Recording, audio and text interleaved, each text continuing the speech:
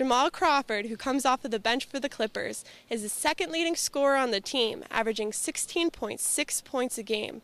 One of the #1 ways that he frees himself up to score so prolifically is by using a deadly crossover. That move, he says, can even be a bit dangerous. Have I ever sprained anyone's ankles? I think I have sprained a couple ankles when I was younger, especially in high school. I sprained some ankles and didn't mean to. I was just trying to be creative with my dribble, but that's what ended up happening. I think the crossover is so effective because you can use it with either hand. You can go either way with it.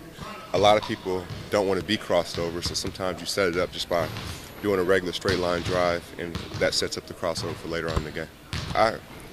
My best friend in the world, he told me that last year, I think. He's like, there's something you do that I can't explain to anybody. I was like, what's that? He's like, the way you dribble. He's like, I've never seen you practice it. And I didn't realize it, that it was, that rare or whatever. But for me, I've always had a ball in my hands ever since I was smaller. And for going down the street in the rain, the snow, I always had a ball when I was younger. And I think that's what's made me a pretty good dribbler, is the fact that I've always had a ball. I've never done the cone drills or, hit a chair, do a spin move, hit a chair, go right to left. I've never done that.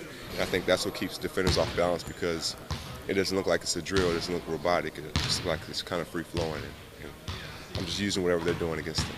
Dzamal, a former 6th Man of the Year, said that there are a few main crossover moves that he uses, including the hesitation, the hang dribble, a right-to-left move, a left-to-right move, and something that he calls the shake and bake.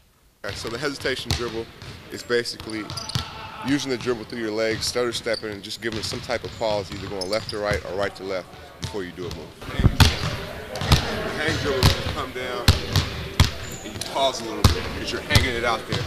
And you're kind of holding it there, and you can go right or left, or you can cross over. It keeps defenders off balance because they don't know what you're going to do. Right to left, you're starting in your right and you're ending your left hand. And then just opposite, come down, left, right. You're starting in your left hand and then your right, so it's left to right. So you can go either way. Shake and bake, I made it when I was 16 on accident. It's really an extended version, but the short version is coming down through the legs, behind the back.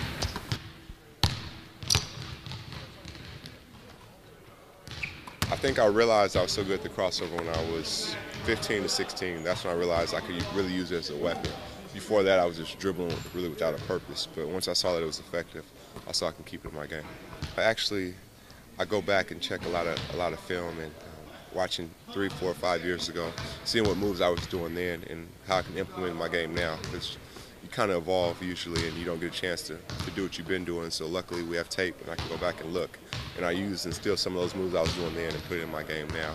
It feels really good to do a crossover and lose a defender, but what I'm thinking after I do the crossover is I got to complete the play, whether it's with a pass or a shot or some type of finish. I don't want to do a really, really nice move and then not complete it because it was worthless at that point.